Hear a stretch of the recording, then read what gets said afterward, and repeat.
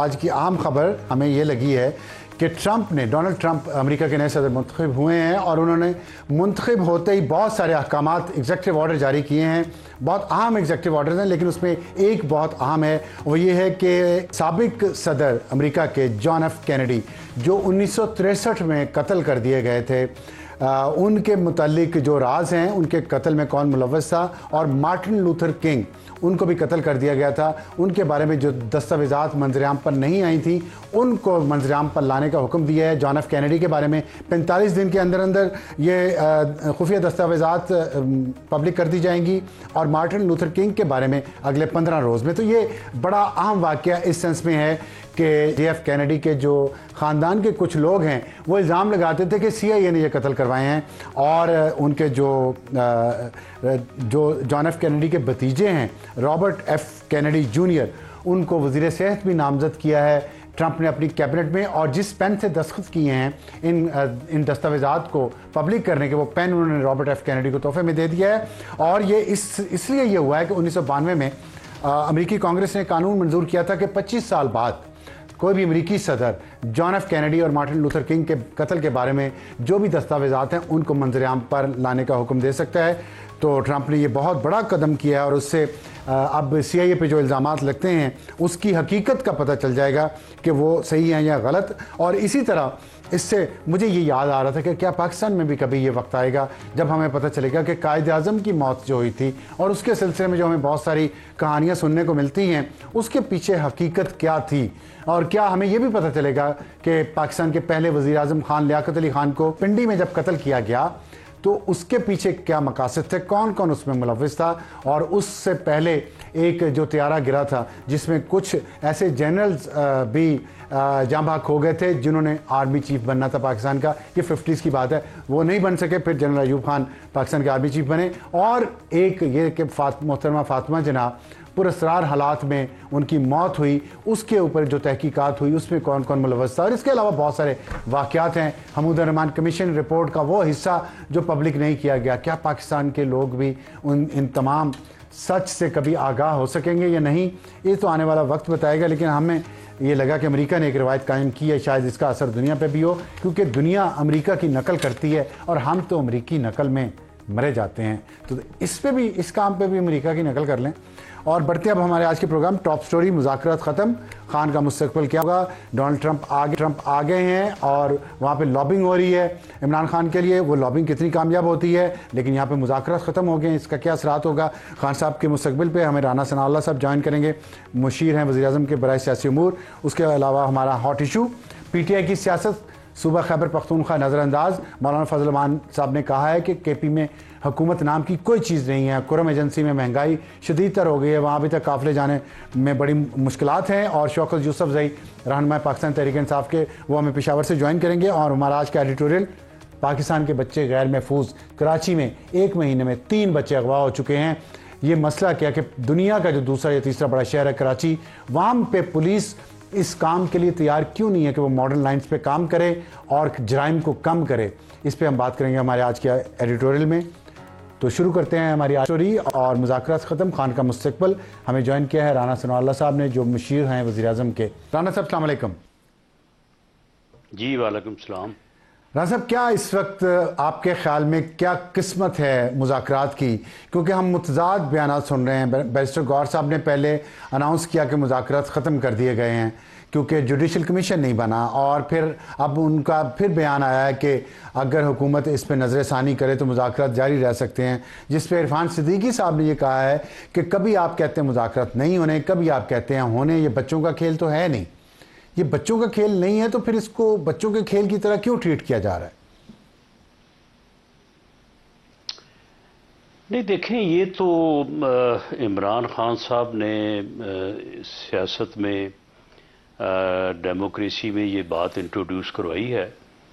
آج سے کوئی 10-12 سال پہلے جب ان کو ریکگنیشن ملی پولیٹکس میں، جو اکتوبر 2011 کا جلسہ تھا، تو اس کے بعد وہ مسلسل اس بات کو لے کے چلے ہیں کہ میں نے کسی دوسری سیاسی جماعت کو تسلیم نہیں کرنا، میں نے کسی کے ساتھ گفتگو نہیں کرنی، پولیٹیکل ڈائلاگ کو وہ سمجھتے ہیں کہ یہ کوئی غیر ممنوع چیز ہے، بلکہ وہ تو کہتے ہیں کہ میں نے کسی اور کو چھوڑنا ہی نہیں ہے. یہ ان کا جو ہے وہ بڑا یعنی جو ہے بڑا پسندیدہ سلوگن ہے.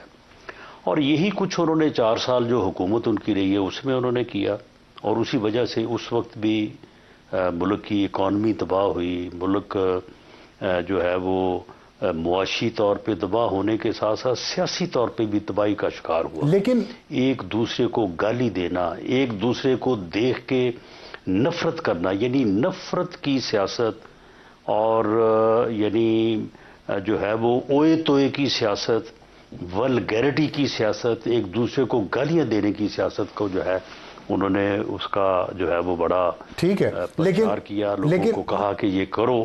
تو اب معاملہ یہ ہے کہ یہ 10 سال بعد اب آ کے کوئی ان کو ایک دفعہ یہ پتہ نہیں کس طرح سے ان کو یہ خیال آیا، تو انہوں نے ایک مذاکراتی کمیٹی بنا دی اور ان کو کہا کہ جی آپ مذاکرات کریں.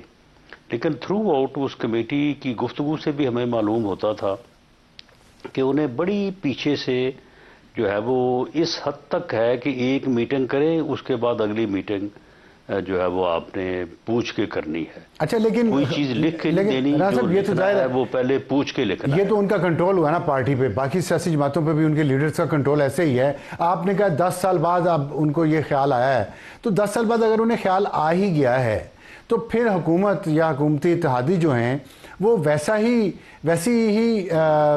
ہی راستے پہ کیوں چل رہے ہیں جس پہ خان صاحب چلتے رہے ہیں، جس کو آپ لوگ تنقید کا نشانہ بھی بنا رہے ہیں؟ کیونکہ ایک بار یہی بات مسلم لیگ نون کے بارے میں بھی کہی جاتی تھی، پیپلز پارٹی سے جب اس کے اختلافات چل رہے تھے. اس سے پہلے پیپلز پارٹی کے بارے میں یہی بات کہی جاتی تھی جب عوامی لیگ بنگلہ دیش کی جو تھی، مشرقی پاکستان کی، ان کے ساتھ ان کے اختلافات چل رہے تھے. تو آخر سیاسی جماعتیں اور لیڈرشپ سیکھتی تو ہے نا ایک وقت پہ آ کے. نہیں، ایسی بات تو کسی کے متعلق نہیں کہی جاتی رہی. کیسے؟ نہ ایسا موقف کسی کا رہا ہے. نہیں دیکھیں آپ کا نون لیگ کا اور پیپلز پارٹی کا 90s میں سارا لڑتے گزرے. کسی زمانے میں لانگ مارچ یہ بھی ہوئے، موقف کبھی بھی نہیں رہا، حکومتیں بھی گرائی کسی گئیں، کا. لانگ مارچ ہوئے، حکومتیں گرائی ٹھیک گئیں، ہے، سارا کچھ ہوا ہے، لانگ مارچ ہوئے ہیں، سارا کچھ ہوا ہے. ہاں، لیکن کبھی کسی نے جو ہے وہ اس طرح کا رویہ نہیں اپنایا کہ دوسروں کو گالیاں دو یا دوسرے کے ساتھ ہم نے بیٹھنا ہی نہیں ہے، دوسرے کے ساتھ ہم نے گفتگو ہی نہیں کرنی.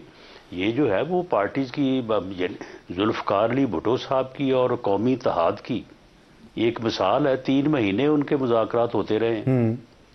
تو یہ رویہ تو کبھی کسی کا نہیں تھا جو رویہ یہ پچھلے 10 سال سے یا 12 سال سے. تو اب اگر ان کی سیاسی تربیت ہو گئی ہے یا عمران خان صاحب کا ہے، دیکھیں، لیکن ان کی جو باہر موجودہ قیادت باہر جو ہے، سوائے 1-2 لوگوں کے، عمر ایوب ہیں یا سلمان اکرم راجہ ہیں، جو ان کا کوئی اپنا مفاد ہو سکتا ہے اور جو وہ نہیں چاہتے مذاکرات کے ذریعے مسائل حل ہوں، لیکن باقی جو پی ٹی آئی کی سیاسی قیادت ہے، پڑھے لکھے لوگ ہیں، بیرسٹر گوہر جو ہیں خاص طور پہ، اور بہت سارے لوگ ہیں، وہ تو کہتے ہیں کہ مذاکرات ہونے چاہیے اور آگے بڑھنا چاہیے. تو پھر بڑا کیوں نہیں جا رہا؟ آپ کیوں ایسے ایلیمنٹس جو پی ٹی آئی کے اندر ہیں، جو فساد چاہتے ہیں اپنے ذاتی مفادات کے لیے، جن میں سے میں نے 2-3 کا نام بھی لیا ہے، ان کے آپ بھی تو پھر انہی کو مضبوط کریں گے؟ ان کو اتنی آزادی نہیں ہے. آپ مجھے بتائیں کہ مذاکرات جو ہیں وہ ایک مسلمہ طریقہ کار جو ہے مابین فریقین، جس طرح سے مذاکرات ہوتے ہیں کہ دونوں فریق آپس میں بیٹھتے ہیں، اس کے بعد ایک فریق چارٹر آف ڈیمانڈ دیتا ہے، دوسرا اس کا جواب دیتا ہے، ان میں سے پھر ایشوز فریم ہو کے کسی کامن جو ہے وہ پوائنٹ کے اوپر پہنچنے کے لیے گفتگو ہوتی ہے. یہی کچھ ہوتا ہے نا. اب اگر آپ ایک نیا طریقہ ہی ڈھونڈ لیں، آپ کہیں کہ جی ہم نے چارٹر آف ڈیمانڈ دے دیا ہے، ہم نے آپ سے جواب نہیں لینا، آپ اس کے اوپر امپلیمنٹ کریں، یہ کون سا طریقہ ہے؟ نہیں، اگر اس طرح سے ہوا ہے؟ اگر انہوں نے رائٹنگ میں کہا، بھی کبھی کسی نے مذاکرات کی؟ نہیں، میں صرف سمجھنا چاہتا ہوں، کیونکہ آپ کے جو ہم دیکھ رہے ہیں وہ بھی سمجھنا چاہتے ہیں. اگر انہوں نے رائٹنگ یہ کہا کہ آپ جوڈیشل کمیشن بنا دیں ان 2 واقعات پہ، اور اگر آپ یہ سمجھتے ہیں کہ آپ کا موقف ٹھیک ہے اور پی ٹی آئی کا قصور ہے دونوں واقعات میں، اور آپ یہ جوڈیشل کمیشن بنا دیتے تو کیا فرق پڑتا؟ میں صرف یہ جاننا چاہتا ہوں. انا کی جنگ ہے؟ نہیں، یہ جو چارٹر آف ڈیمانڈ انہوں نے جو دیا ہے ہمیں، یہ ہمیں انہوں نے حکم دیا ہے، ان کا یہ حکم ہے، اس حکم کے اوپر ہم عمل کریں. نہیں، مطالبہ ہے. وہ بھئی انہوں نے چارٹر آف ڈیمانڈ دیا، اس کا ہم نے جواب دینا ہے نا. 7 ورکنگ ڈیز میں جو 28 تاریخ کو پورے، تو اس کا ہم جواب دیں گے. جو جواب ہم دیں گے اس کو کسی دلیل کے ساتھ دیں گے نا. اس کے بعد پھر ہمارے ساتھ وہ بیٹھ کے بات کریں. اگر ان کی دلیل زیادہ مضبوط ہوئی تو اس کے اوپر بھی سمجھوتا ہو سکتا ہے، ایگریمنٹ ہو سکتا ہے. اگر ہماری دلیل مضبوط ہوئی تو ہمیں بھی حق حاصل ہے کہ ہم ان کو کنونس کریں. اچھا، مجھے یہ بتائیے گا کہ لیکن یہ طریقہ کار کہ میں آپ کو ایک ڈیمانڈ اپنی لکھ کے دوں اور اس کے بعد کہوں کہ جی میں نے بات اب کوئی نہیں کرنی، نہ میں نے آپ کی بات سننی ہے، نہ آپ کا جواب لینا ہے، آپ اس کے اوپر عمل کریں، یہ تو پھر حکم ہوا. آپ کی باتوں سے یہ لگ رہا ہے، مذاکرات تو نہ ہوئے. رانا صاحب، آپ کی باتوں سے یہ لگ رہا ہے کہ آپ لوگوں کو پی ٹی آئی کی جو قیادت ہے، خاص طور پہ عمران خان، اس پہ ٹرسٹ نہیں ہے. آپ سمجھتے ہیں کہ وہ اس طرح کی باتیں کر کے کچھ نہ کچھ منوا کے اور وہ مذاکرات سے فرار حاصل کرنا چاہ رہے ہیں؟ نہیں، فرار تو ہمیں جو معلوم پڑ رہا ہے وہ تو فرار کل سے ہی انہوں نے اختیار کر لیا ہے. حالانکہ 7 ورکنگ ڈے جو ہے وہ 28 کو پورے ہو رہے ہیں. تو یہ اب ان کی اپنی، تو کیا وجہ ہے اس کی؟ آپ کے خیال میں کیا اس کی وجہ یہ ہے کہ امریکہ میں ڈونلڈ ٹرمپ نے حلف اٹھا لیا ہے اور وہاں پہ ڈونلڈ ٹرمپ کی جو کابینہ کے بہت سے اراکین ہیں، کانگریس مین بھی ہیں، وہ ٹویٹس بھی کر رہے ہیں کہ عمران خان کو رہا کیا جائے. اور کل ہم نے دیکھا کہ وہاں کچھ کانگریس مین کو کچھ کو بریفنگ دی گئی پاکستانیوں کی طرف سے، وہ پاکستانی جو ہماری اسٹیبلشمنٹ کے بہت قریب رہے ہیں یہاں پہ. تو ان کی وجہ سے آپ کو یہ لگ رہا ہے کہ اب کوئی وہاں سے دباؤ آئے گا، اس لیے حکومت مذاکرات کرنا چاہ رہی ہے اور خان صاحب پیچھے ہٹ رہے ہیں؟ نہیں، یہ فضول چیزیں ہیں. یہ صرف ویسے ہی، کیونکہ آخر کوئی نہ کوئی بات تو کرنی ہوتی نا. ہر وقت میڈیا میں کوئی نہ کوئی خبر، کوئی نہ کوئی بات، کوئی نہ کوئی سودا تو موجود ہونا چاہیے نا بکنے کے لیے. تو یہ بس یہ گفتگو صرف اسی طرح کی ہے. نہیں، سودا اگر ہوتا تو آپ کے وزیر داخلہ محسن نقوی واشنگٹن پہنچے ہوئے ہیں، ان کی یہاں اتنی ڈھیر ساری خبریں چل رہی ہیں، تصویریں چل رہی ہیں. نہیں تو وہ واشنگٹن کون؟ نہیں تو وہ ٹھیک ہے، وہ اپنے طور پہ گئے ہیں وہاں پہ، اپنے جو ہے وہ دوستوں سے، اپنے ملنے والوں سے ملیں گے. کوئی سرکاری طور پہ اس تقریب میں شرکت کے لیے پاکستان کی طرف سے کوئی وفد نہیں گیا. اور باقی جہاں پہ لابیز کا تعلق ہے تو وہاں پہ ایک لابی سسٹم ہے. تو یہ لوگ بھی لگے ہوئے ہیں اپنی لابیز کرنے، باقی لوگ بھی جو ہے وہ اپنی لابیز وہاں پہ کر رہے ہیں.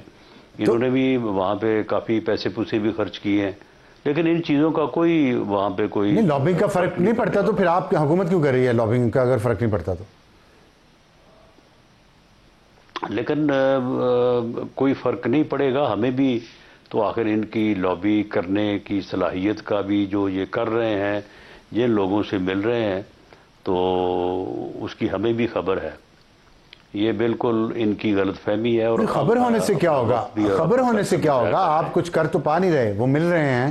اگر غلط کام کر رہے ہیں تو آپ نے کیا کر لیا؟